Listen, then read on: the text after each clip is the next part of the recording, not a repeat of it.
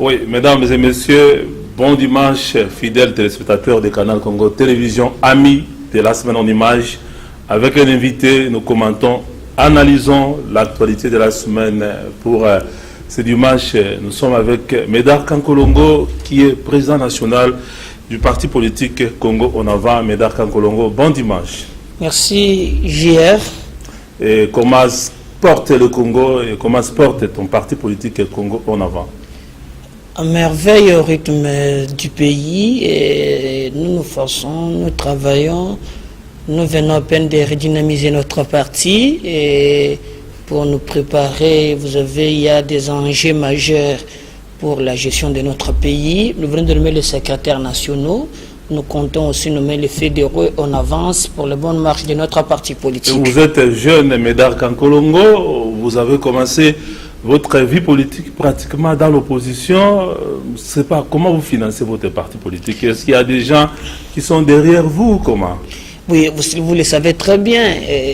Je commençais peut-être avec vous, c'est par des conseils, mais en fait, ce qui nous a mené en politique, c'est la gestion du Congo autrement.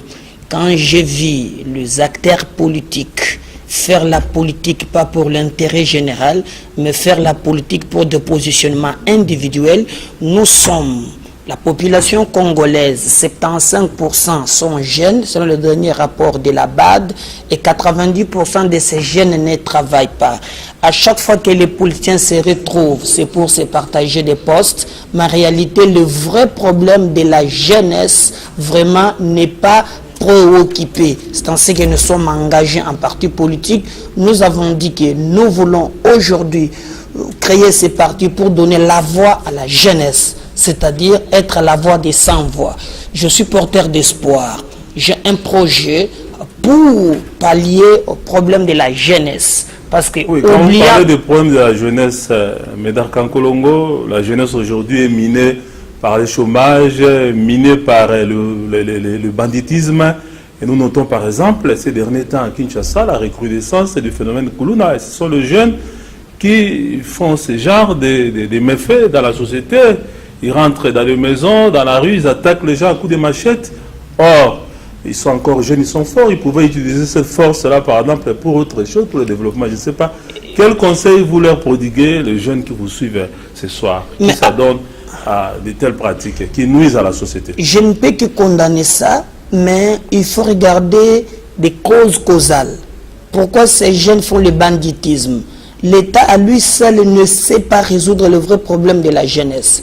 JR, notre système éducatif ne permet pas l'éclosion de la jeunesse. Notre système éducatif ne permet pas pour que le marché d'emploi. Regardez aujourd'hui, quelqu'un qui part à l'université, qui fait la médecine, il vous passera pas moins de 800. Si vous prenez les 800 de l'université, le 6 ans des humanités, vous avez 14 ans. Donc on peut passer 22 ans sur le banc de l'école. À la fin, l'État ne donne pas l'emploi. En réalité, dans un pays comme le nôtre, l'État devrait se baser sur des écoles techniques qui du reste, même si quelqu'un ne part pas à l'université, mais qu'il quitte et il a de l'emploi. Nous avons un projet de société qui permet, par exemple, pour la ville province de Kinshasa, que dans chaque commune, on connaît que des écoles techniques. Regardez aujourd'hui, pour avoir cette table, il ne faut pas aller à l'université, il faut juste avoir des écoles de métiers. La Chine, ayant compris cela, il s'est développé comme ça.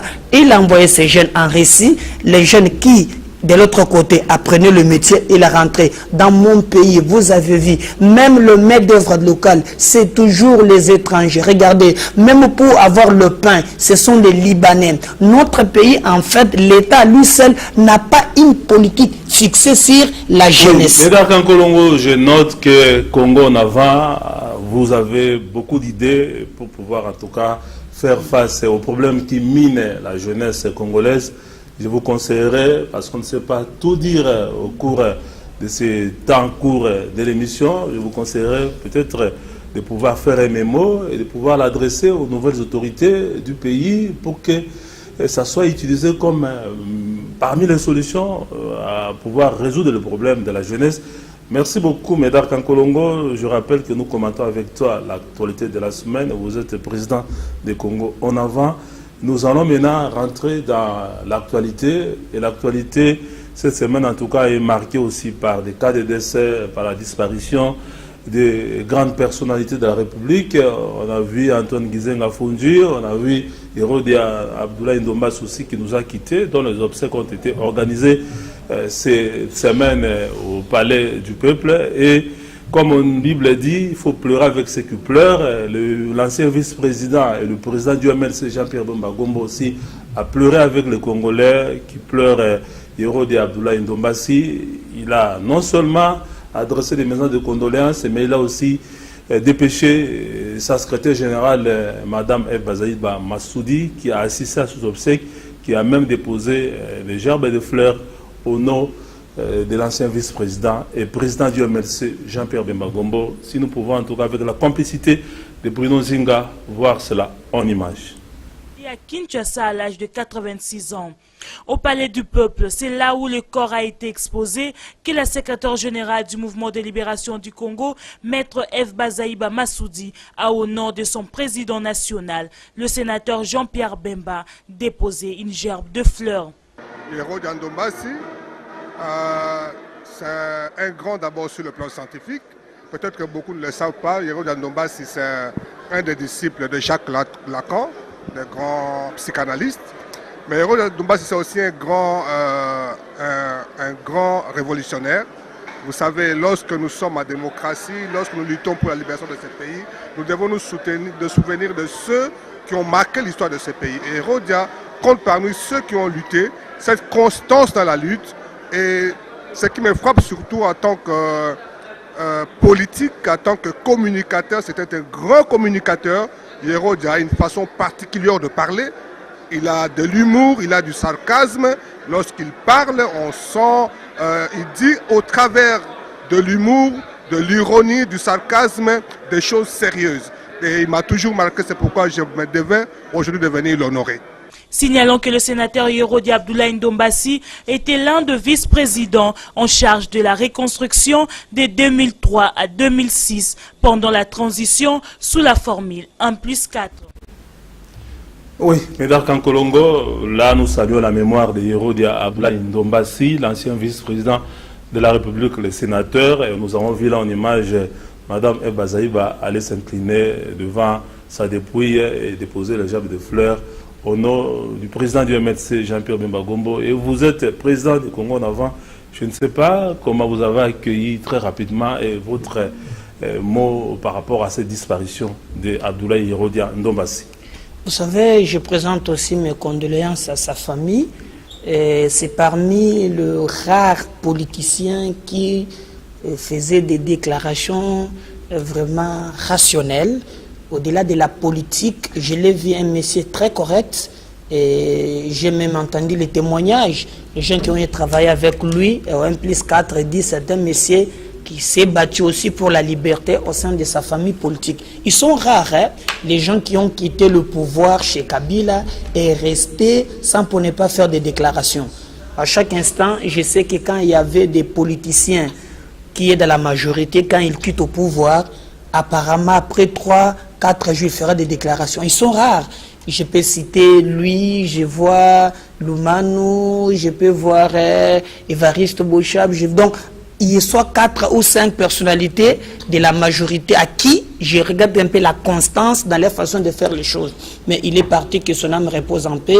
Il nous laisse nous battre. Il a pu ce qu'il peut faire. Maintenant, le défi reste en nous. Nous devons relever le défi du Congo. Oui, parce que vous parlez de constance et vous saluez en tout cas le fait que Hérode Abdoulaye Ndombassi a été constant.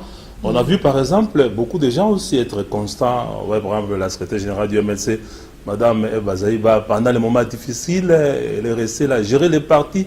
Jusqu'à maintenant, il y a beaucoup d'autres, comme Fidel Babala aussi. Et vous avez cité aussi certains dans la majorité présidentielle de Kabila. Mais on note par exemple qu'il y en a qui manquent de constance. À peine hier, là, ils soutenaient par exemple Martin Fayoulou pendant les élections.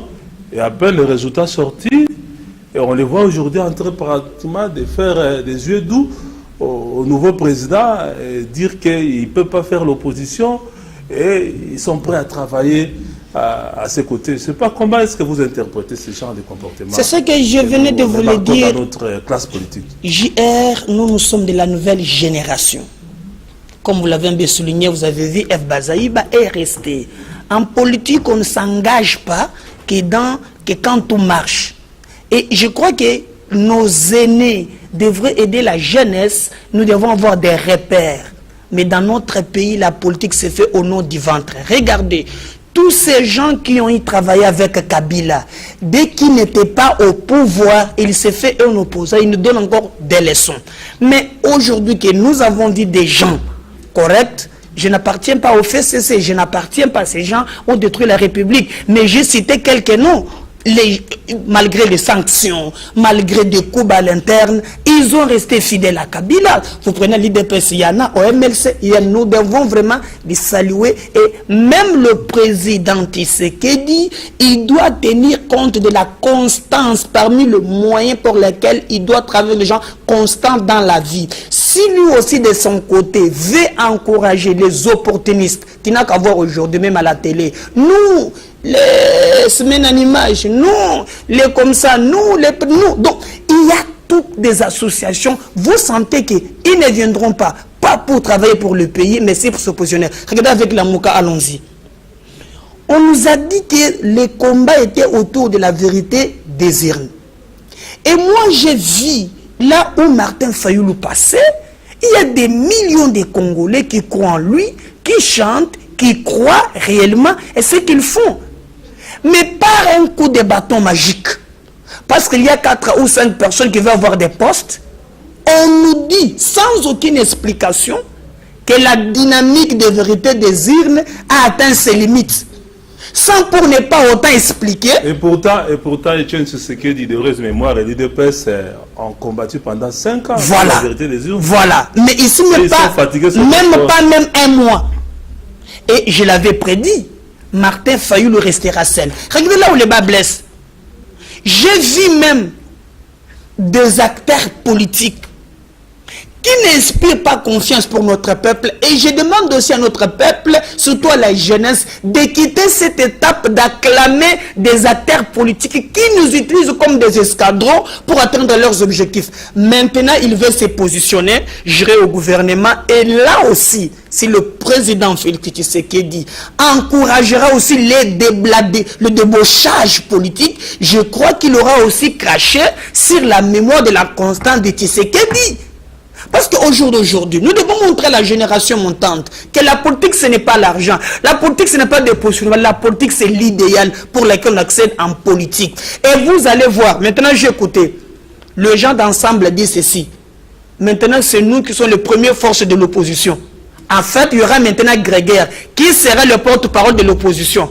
Maintenant, on va oublier... De toute façon, Médard Gankolongo, ce n'est pas notre sujet, mais on note quand même que c'est Moïse Katumbi qui est le président d'Ensemble. Jusqu'à maintenant, il n'a pas encore donné une position. Il souffle les chaud donc là, et les froids. C'est léger. Face à des lieutenants peut-être qui se battent pour leur positionnement. Voilà. Il souffle les chauds et les froids. C'est là où j'interpelle la nouvelle génération. Et moi, je vois le président Tshisekedi. Il connaît le prix du débauchage. L'IDPS en a souffert. Lui doit venir pour moraliser la vie politique. Nous ne voulons pas donner le prime aux gens qui ne sont pas stables. Il y a des gens qui ne vivent qu'avec les moyens de l'État. Depuis que lui, il est là. Sans les moyens de l'État, il ne peut pas vivre. Il se lève un beau matin comme ça. Il a 80 maisons qu'il construit. Il a 40 à 50 femmes. Il voyage comme il veut. Avec les moyens de l'État. Est-ce que quand vous auditionnez les anciens dirigeants, c'est la KBJ financière? Il y a eu même des rapports établis par l'ancien conseil spécial en matière de fraude. Il nous a montré comment la chose publique est gérée. En fait, ces gens ne veulent pas se positionner pour les Congolais, mais pour leur train de vie. Nous avons assisté par exemple hier samedi à une cérémonie à l'esplanade de l'échangeur de l'humanité. Vous avez vu quand même la population présente, comment elle a conspiré certains anciens membres du gouvernement de l'ancien régime. Comment vous avez interprété en tout cas cet agissement de la population? C'est quoi? C'est de l'intolérance ou c'est un message qu'on lance à Félix Antoine Tshisekedi. Ce n'est que le début, comme on dit en français, le début du commencement. En fait, le peuple en a marre. Le peuple veut voir une alternance avec alternative au sommet de l'État. Le peuple veut seulement signaler au président de la République que nous ne voulons pas aujourd'hui voir le même système revenir. Nous vous demandons aujourd'hui de ne pas être un président qui sanctionne quand quelqu'un détruit le moyen de l'État, il est débarqué, mais on ne l'attend pas. Non. Quand quelqu'un détourne les moyens de l'État, j'ai passé dans une chaîne de télévision où j'ai montré qu'il y avait une commission d'enquête au Parlement qui nous a montré que l'ancien ministre de pété un tic. Il y a eu des fraudes, il n'avait pas eu clair. Je suis étonné qu'il a tweeté pour dire qu'il n'a jamais été ni de loin ni de près les choses dont se faites par Augustin Matata. Mais Augustin aussi dit, attention très important, Augustin aussi dit que non, cette histoire n'était pas faite avec lui, c'était avant lui. Maintenant, nous posons la question. Ces étudiants qui devraient bénéficier de connexion Internet à haut débit pour le développement du pays, qui est le responsable? Nous ne voulons pas aujourd'hui que le président Tshisekedi vienne aussi nous dire qu'il y aura des gens qui vont travailler sans rendre compte. Non, le peuple a dit seulement, nous ne voulons pas des gens qui vont s'enrichir. Les voleurs, vraiment, ils doivent être sanctionnés. Oui, mesdames, est-ce que Fachi ne risque pas d'être pris entre le marteau et l'enclume? Il y a d'une part sa base, la population qui ne veut pas de ces gens-là du FCC, mais il y a aussi la réelle politique, la constitution, qui veut que c'est les groupes majoritaires qui puissent conduire le gouvernement. Qu'est-ce qu'il va faire maintenant? Vous savez... Parce qu'il est obligé, sera obligé de travailler avec le FCC. Exactement. À l'Assemblée nationale. Exactement, on ne peut pas s'en débarrasser. Le président de la République est garant du bon fonctionnement des institutions. Il jure fidélité pour respecter la Constitution. La Constitution nous parle de la cohabitation. Et c'est le cas actuel. Le président de la République, par la majorité parlementaire. Et vous savez comment le FCC ont eu cette majorité. Et ça a été coopté notamment. Moi qui vous parle, mais on a nommé les gens. Hein? On a nommé les gens. Vous savez, moi qui vous parle, je participe à ces élections, je peux vous donner les dessous des cartes. J'étais à Lukunga, nous avons les délistonnés à la cour, où la CENI à lui seul a envoyé des résultats. Le premier, c'est autre résultat, le deuxième, une autre résultat. Nous connaissons comment ça s'est passé. Mais quand dit-on, il y a les réels politiques que vous venez de les signaler. Le président de la République est obligé de respecter la Constitution. Il ne peut pas s'en dépasser. Est-ce qu'on peut apporter le changement en étant en alliance avec les forces du statu quo? Écoutez, le président de la République convoque les conseils des ministres. C'est celui qui dirige la politique gouvernementale. Il donne les lignes à suivre. C'est pourquoi l'ancien chef de l'État, Joseph Kabila, a bien souligné, il souhaite une coalition. Donc, travailler ensemble pour l'intérêt du Congo. Ne me dis pas que tout le monde qui se trouve dans le feu, c'est son mauvais nom. Il y a quelques têtes qui du reste peuvent bien travailler, mais beaucoup ont détruit les moyens de l'État. Regarde aujourd'hui, sur ton plateau, que personne ne peut me contredire. Pour la ville-province de Kinshasa, nous avons au moins 6 000 litres de carburant pour évacuer les immondices qui sont ensemble de Kinshasa. Et est-ce que vous savez qu'aujourd'hui, il y a même des véhicules qui sont censés dégager les immondices, on les fait louer par le privé. Et le 6 000 litres de carburant, l'homme qui est affecté, et je demande à Fatih d'engager les audits, et on vend ces carburants, il y a des 3 ou 4 dans des stations, en toute impunité. Donc l'argent de l'État ne profite pas aux Congolais, raison pour laquelle tout celui qui est trempé dans la corruption, les gens qui ont détourné les moyens de l'État ne peuvent jamais revenir. Mais le président de la République, il est lié. C'est un devoir de travailler avec le FCC, mais il est le garant des bons fonctionnements des institutions. Sur la polémique autour de la mise en place du gouvernement, doit-on nommer un informateur, comme le veut la Constitution, ou il faut-il constater cette majorité telle qu'elle a été constatée à Kingakati et nommer directement un Premier ministre, très rapidement? Mais je crois que le président de la République a tranché, il a dit qu'il va les identifier. Mais ce qui est vrai, qu'on montre qu'on descend, la majorité appartient au FCC. Ouais, donc voilà, moi j'ai l'appeler FCC, je m'excuse. Bon, c'est comme ça. La majorité appartient, c'est FCC, donc il n'y a pas débat.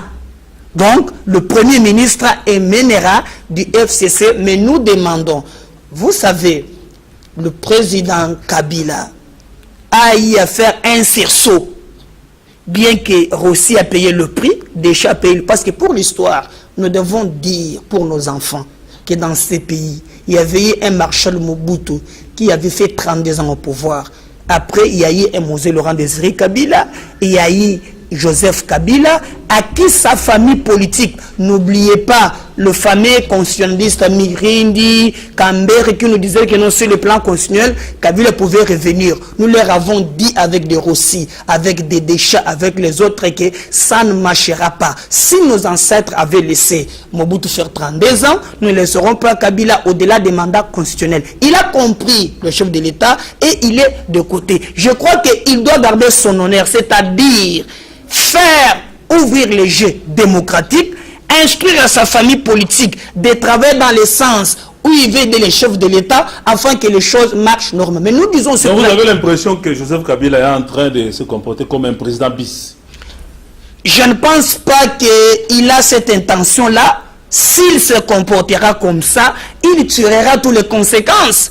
Parce que vous savez que le chef de l'État a le devoir constitutionnel de dissoudre même l'Assemblée nationale. Ce sont des prérogatives constitutionnelles et il n'a pas intérêt à ça. Moi, je pense qu'aujourd'hui, ayant aujourd'hui obtenu cette alternance au sommet de l'État, cette scène que nous avons vue, la remise et reprise, en fait, vient de stabiliser notre vie démocratique. Merci beaucoup. En attendant qu'on puisse finir avec cette polémique-là entre FCC et CAJ, en attendant que ce gouvernement soit mis en place, il y a toujours et toujours cette fameuse vérité des urnes qui continue à défrayer la chronique. Et vous avez suivi, par exemple, l'intervention à Bruxelles de l'ancien archevêque de Kinshasa, le cardinal Laurent Mosengo Passigna, qui a en tout cas jeté un pavé dans la mare. On va suivre un extrait de l'intervention de Laurent Mosengo Passigna à Bruxelles, qui met en doute en tout cas l'élection de Fachi au sommet de l'État. Suivant. Sans langue des bois et comme en 2011, à la suite du cardinal Frédéric Etchou en 2006, Laurent Mosengo revient sur la vérité des urnes et tranche clairement sur la victoire électorale de Martin Fayulu. Au cours de cette conférence de presse tenue à Bruxelles le 25 février, le cardinal dit regretter que Félix Tshisekedi n'ait pas reconnu nettement et clairement sa défaite. Le 30 décembre 2018, se sont finalement tenues les élections présidentielles et législatives, tant nationales que provinciales, qui auraient dû probablement avoir lieu 2 ans plus tôt, en décembre 2016. De nombreuses voix, dont celle de la conférence épiscopale du Congo, SENCO en sigle, chiffres à l'appui, sont montrés au créneau pour dévoiler et dénoncer les irrégularités et la grande fraude ayant caractérisé les élections, ainsi que la fabrication des résultats qui s'en est suivie. Face à cette nouvelle page de l'histoire de la République démocratique du Congo, de nombreux observateurs unissent leur voix à ceux des fils et filles de mon pays qui se posent cette question cruciale. Quel est l'avenir de ce pays? La vérité des urnes à la peau dure à chaque cycle électoral en RDC, c'est pourtant fondamental pour éviter toute crise de légitimité de pouvoir, comme c'est le cas à présent. Oui, mais d'accord, un petit mot sur l'intervention du cardinal Laurent Mosengo Passigna. Bon, vous savez, il faut respecter les cardinals. On a choisi la démocratie. Le cardinal, en 2011, il s'est prononcé. Je pense que nous, à l'époque, quand il a parlé que ces élections ne reflétaient pas la vérité des urnes ni la justice, on l'avait acclamé. C'est aujourd'hui la même chose. En fait, c'est un Congolais comme tous les autres. Il a un point de vue à mettre. J'ai du respect pour les hommes de Dieu. Et moi-même, j'en fais partie. Je ne vais pas aujourd'hui vraiment aller dans le sens de l'attaquer comme les autres le font. Mais peut-être que les canaux n'avaient pas suivi les points de presse de notre est né Pierre Lumbi. Je crois que si c'est même une image à ces images-là, qu'il utilise un peu un canal pour l'envoyer parce que c'est lui qui est le directeur des campagnes de Fayoulou. Il a dit la dynamique de vérité des îles a atteint ses limites. Je comprends que le Carnet n'avait pas suivi Pierre Lumbi, qui était le directeur des campagnes. A parlé au nom de l'ensemble, au nom de la Mouka. Non, il est le directeur des campagnes de Martin Fayoulou. Il n'y a personne qui ne peut pas connaître, qui peut parler des élections à part lui. Donc, je comprends que les Canadiens n'avaient pas bien suivi. Comment vous pensez, mais je par profite... exemple, que le fait que la télévision nationale, la RTNC, soit utilisée pour donner la parole au pasteur Mukuna, qui a caché sur le cardinal Laurent Mosengo Passigna? Bon, je crois que ce sont des choses... Des vieilles pratiques. Ouais, là, je les dénonce moi-même. Hein. Je ne suis pas d'accord. Je me suis battu pour ça, avec le Lushima, avec tout ça. Nous nous sommes dit non, plus jamais ça. Mais, écoutez, comme on a permis au cardinal de s'exprimer, on ne peut pas aussi interdire à Mukuna de s'exprimer. C'est son droit le plus légitime. Mais c'est là où les bas blessent, il ne devrait pas le faire à la RTNC. Parce que la RTNC, c'est notre chaîne à tous, mais il faut aussi les reconnaître aussi aujourd'hui quand même. Les choses ont tellement un peu évolué à la RTNC. Parce que même les meetings de Martin Fayoulou aujourd'hui passent à la RTNC. Donc il y a un peu une évolution, mais il faut recadrer certaines pratiques. Parce que moi, je suis un combattant de la liberté. Je sais le prix que j'ai payé pour la liberté. Mais est-ce que l'intervention du cardinal Laurent Mosengo Passigna et aussi par exemple les sanctions américaines contre les responsables de la CENI pour corruption, pour fraude électorale, est-ce que ça ne met pas aussi à l'aise celui qui est au sommet de l'État? Bon, moi j'ai suivi... Je vois que de plus en plus en tout cas, il y a des voix qui s'élèvent pour dire que... J'ai suivi le département d'État américain. Ils étaient clairs, dit ces sanctions n'a rien à voir avec les élections. Ils ont fait un communiqué. Mais ils ont juste pris ces décisions parce que ces gens se sont enrichis illégalement. Il faut bien lire le communiqué. Ce sont des enrichissements illicites. Vous savez, par exemple, Corneille Nangaa. Ils ont parlé de corruption liée au processus électoral. Non, je crois, moi, j'ai bien, peut-être que je me suis trompé. D'ailleurs, même l'envoyé qui était ici, il a dit que ces sanctions viennent encourager les chefs de l'État de demeurer dans la ligne droite, de ne pas se laisser intimider par le FCC. Mais ce qui est très important ici, et vous chutez par là. Ce qui est très important ici, le cardinal peut émettre son point de vue. Personne ne peut lui interdire. Et d'ailleurs, Félix même a dit, je ne suis pas Dieu, je n'accepte pas qu'on arrête un Congolais qui me critique. Je crois que la beauté de la démocratie réside dans la contradiction. La contradiction fait la beauté de la démocratie. Je ne vois pas pourquoi on peut s'en vouloir au cardinal Moussé, mais seulement, je demande, M. Jean Romance, utilisez le canal via par votre émission, prenez les images de Pierre Lumbi, envoyez au cardinal, il comprendra que la dynamique de vérité des urnes a atteint ses limites. Ce que Pierre Lumbi a dit, je le répète, n'engage pas la Mouka. La Mouka aujourd'hui a comme porte-étendard Martin Fayoulou qui continue.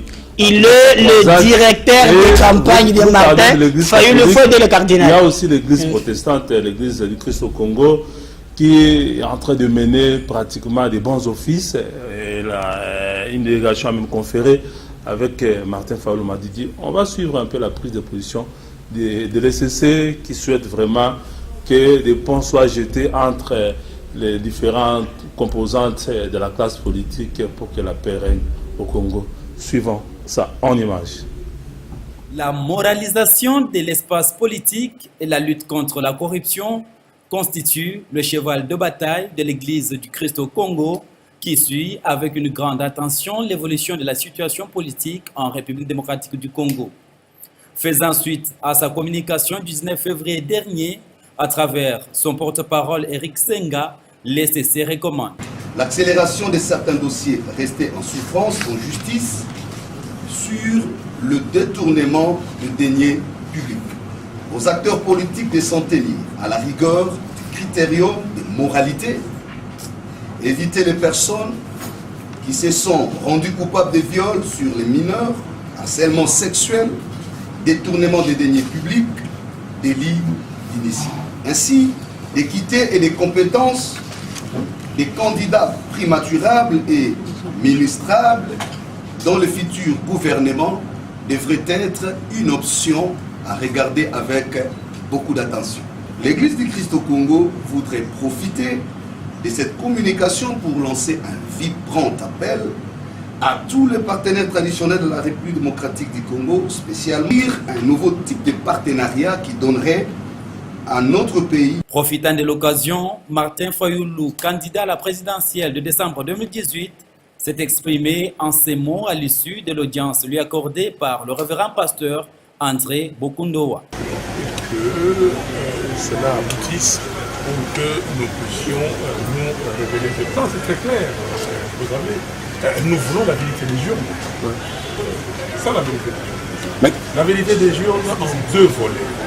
Le premier volet, c'est les récomptages de voix comme nous l'avons demandé, comme nous l'avons exigé et comme tout le monde l'a dit.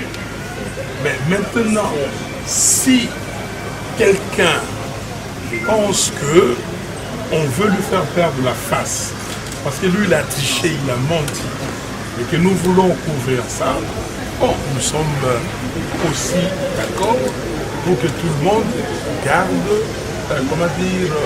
sa personnalité, et dans ce cas-là, rentrons aux élections, allons-y, refaisons les élections, comme il est demandé par Juan Guaido au Venezuela.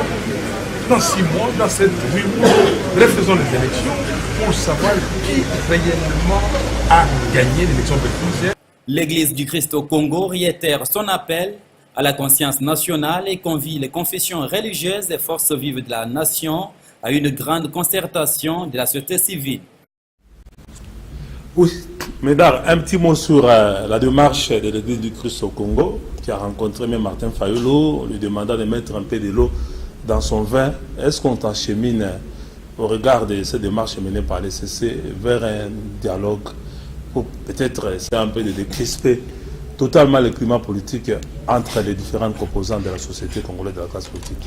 Effectivement, j'encourage les démarches. Je crois que, je vous ai dit que moi, je ne suis pas comme ces Congolais qui sont là pour alimenter, créer des conflits. Non. Martin Fayoulou, moi je l'ai rencontré personnellement.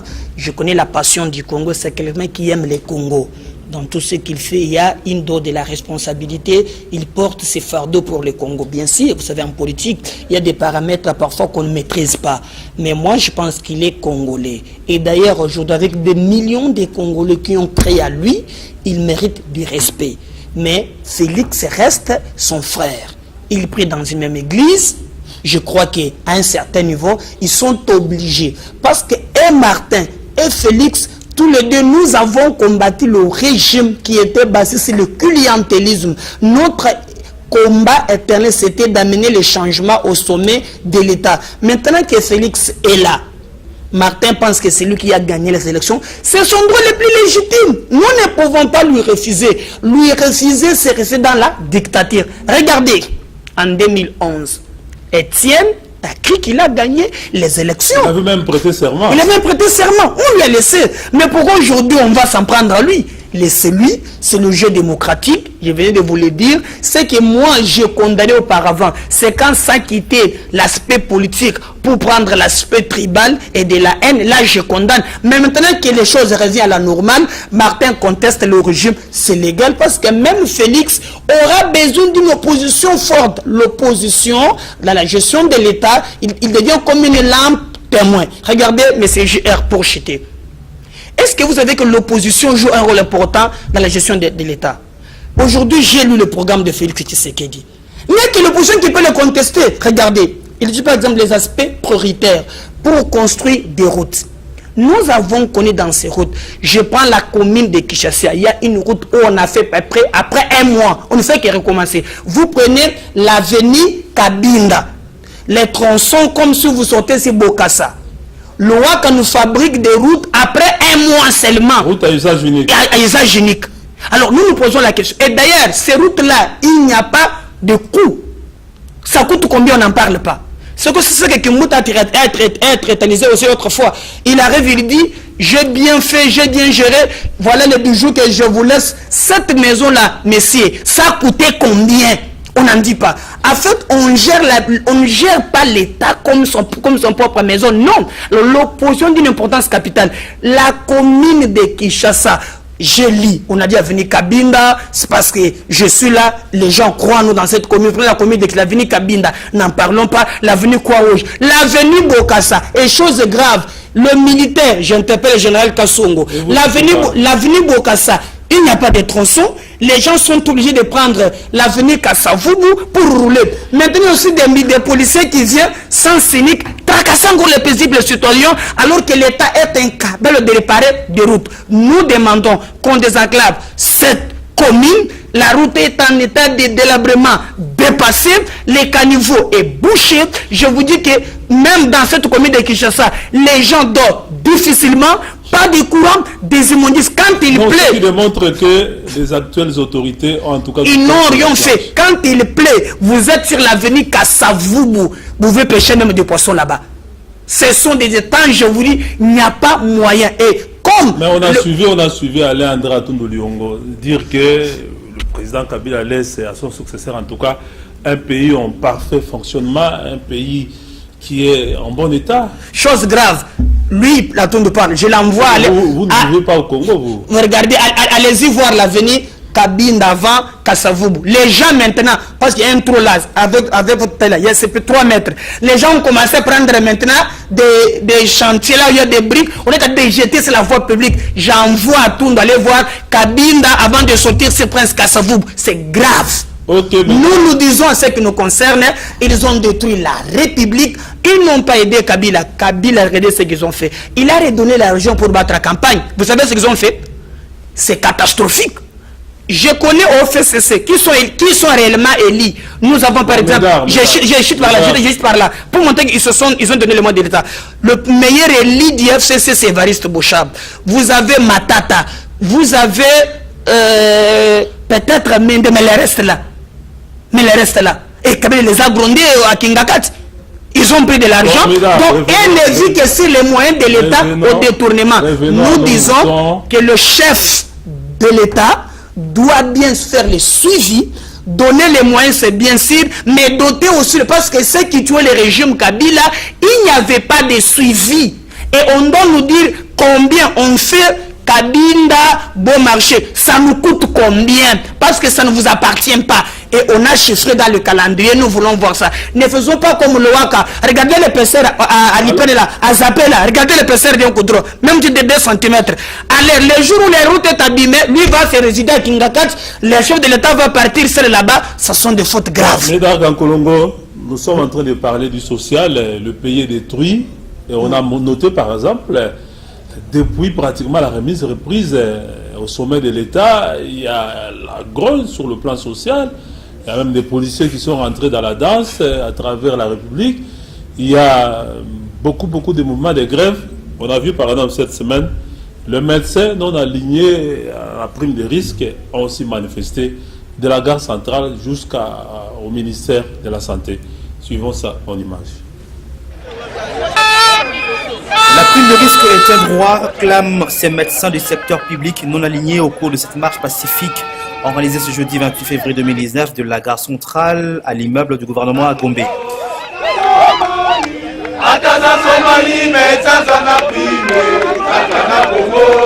Plus de 5 ans, ces médecins ne bénéficient pas de leur prime de risque, alors que parallèlement, 28 000 fictifs inscrits frauduleusement sur la liste en bénéficient. Il y a 2 semaines, nous avons rédigé un mémo que nous avons déposé lui demandant de s'impliquer pour l'alignement à la prime de risque. Nous sommes médecins du secteur public travaillant depuis très longtemps, 5 ans, 10 ans, et les autres se sont vus même coupés de leur prime. Ce qui est un droit, c'est pourquoi nous manifestons pour être dans nos droits. Une marche de réclamation appuyée par le comité provincial de l'ordre des médecins de Kinshasa. Nous, comme ordre des médecins, nous avons été conviés à cette activité pour justement garantir la dignité, l'honneur. L'honneur des médecins passe aussi par sa rémunération. Quelqu'un qui travaille, qui n'est pas rémunéré, comment voulez-vous qu'il soit honoré? Reçu au ministère de la Santé, tout porte à croire qu'une solution sera très bientôt trouvée, selon ce délégué. Le ministre doit être saisi. Il doit être saisi de manière officielle avec un mémo qui a été déjà adressé au président de la République. Voilà pourquoi nous n'avons pas amené ce mémo ici. Mais demain, ils ont demandé à ce que nous amenions la liste des médecins qui sont non alignés à partir de nos hôpitaux. Voilà pourquoi nous avons demandé à tous nos délégués de bien confectionner des listes de médecins qui prestent activement dans nos hôpitaux afin qu'ils puissent nous dire qu'est-ce qu'ils vont faire après. Mais nous leur avons demandé d'étudier ces listes-là dans un délai d'une semaine. Parce qu'au-delà d'une semaine, si nous n'avons pas une réponse favorable, nous allons encore revenir jusqu'à ce que l'on puisse aligner tous les médecins. Est-ce que, mesdames, les nouvelles autorités ne seront pas débordées par cette grogne sociale? Chaque semaine, il y a des grèves à gauche, à droite, même les policiers sont rentrés dans la danse. Mais d'abord, il faut saluer maintenant qu'il y a la liberté d'expression. Vous avez même au télé 50 qui manifestaient, les gens ont manifesté, même les policiers qui réclament. En réalité, maintenant, les gens se sentent qu'ils peuvent réclamer son droit. Auparavant, ça n'existait pas. Mais ce que je dis aux amis... Une chose de réclamer, une autre aussi de trouver... Non, d'abord, le but de réclamer, c'est un droit qui n'existait pas. Aujourd'hui, maintenant, on peut réclamer librement. Mais maintenant, je leur demande d'attendre la mise en place d'un gouvernement qui va résoudre ces problèmes. Et là aussi, le président de la République est obligé de faire des audits. Parce que quand on dit qu'il y a au moins 2000... C'est pas le président de la République qui fait les audits, quand même, il y a des organes... Oui, mais c'est sous son impulsion. Est-ce que vous savez que le président de la République est le garant des bons fonctionnements des institutions? Il peut pas tout faire seul. Non, mais il convoque les ministres. Oui, mais c'est lui qui convoque les conseils des ministres, il les instruit. Chaque ministre dans son secteur, il doit voir clair. Parce que le problème ici, c'est quoi? Ici, avec l'ancien régime, vous pouvez détourner en compte. Il y avait des parapluies. Donc, on ne peut pas vous n'avez pas l'impression que Fachi a installé un gouvernement parallèle au Palais de la Nation et qu'il collabore rarement, difficilement avec le gouvernement Tchibala? Oui, écoutez, moi, je ne maîtrise pas les méandres, mais je pense que le gouvernement Tchibala a eu ce qu'il a eu. Vous avez ce qu'on appelle le chancelier Kopamba, et vraiment avec leurs enfants, vraiment, ils ont en tout cas amassé des biens sur le dos des Congolais. Quand vous prenez l'avenue Kalembelembe sur Mouchi, regardez cet immeuble-là. J'étais là, quelqu'un me dit, le cave seulement, hein? Donc ça peut près 10 mètres, ils ont creusé pour construire comme ça. Mais Pandina, ils touchent combien de moyens? Ils se sont enrichis à toute impunité. Je crois qu'ils peuvent... Et là où les bas blessent, vous savez ce qui m'étonne, ils ont même écrit pour dire que non, après une arrêté où, quand ils quitteront le pouvoir, ils bénéficieront de 5 000 $ à la fin de chaque mois. Alors vous laissez, vous partez avec vos maisons 4, 20, 10. Alors le médecin qui manifeste... Là, il faut que la justice fasse son travail. Oui, mais c'est que nous disons. Vous avez détourné... Vous aviez tel bien, avec votre salaire, comment c'est possible? C'est là où le peuple attend Félix Tshisekedi. Écoutez, moi, je ne suis pas dans la complaisance. Moi, je me suis battu pour la liberté et le bien-être de mon peuple. Les jours où je trouverai que les choses ne marchent pas, je pense que je serai le premier à élever ma voix. Nous voulons voir le changement réel. Et je vous dis aujourd'hui, quand elle va avoir des 5 000, tu sais combien touche un enseignant? C'est 50 000. Donc, vous avez 20 maisons, 20 immeubles.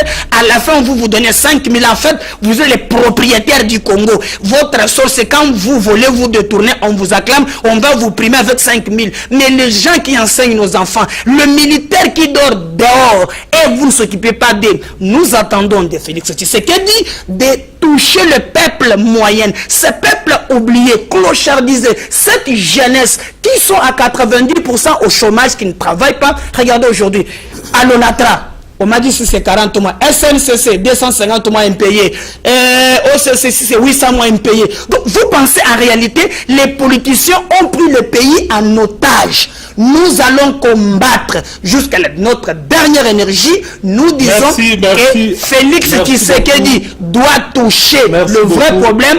Mener des audits pour demander qui a fait quoi, qui a géré quoi. Vous avez 20 immeubles, on vous payait combien? Vous avez eu ça. Et cela, on dit, c'est ça l'état des droits. En Colombo, nous sommes en train pratiquement de chuter. On va finir en beauté cette émission en prenant les carnets de voyage réalisés par notre reporter Mimi Chouloutete, qui s'est rendu à Goma, où elle a assisté au festival Amani. Elle est rentrée et nous a proposé ce carnet de voyage de la ville de Goma. Suivant. La ville de Goma, capitale de la province du Nord Kivu, a accueilli du 15 au 17 février dernier la 6e édition du festival Amani. Et c'est le collège Mwanga qui a abrité ce rendez-vous culturel régional fondé sur 4 valeurs, notamment l'environnement, construire ensemble, entrepreneuriat et le don de soi. En croire Guillaume Bissimois, le directeur du festival Amani, ces assises ont pour lieu éternel la ville de Goma pour une paix durable. En plus de ses valeurs touristiques, dont les lacs Kivu, sa frontière avec le Rwanda, son climat diversifié et ses hôtels, Goma est aussi une ville riche en nourriture. Ces restaurants présentent des plats variés tels que la pomme de terre à la viande de bœuf, les maziwa, les sambazas et autres. En outre, Goma est une ville avec une population calme et civilisée, un lieu où il fait beau vivre. Ainsi, la ville dispose de plusieurs hôtels de renom, symbole de son hospitalité légendaire.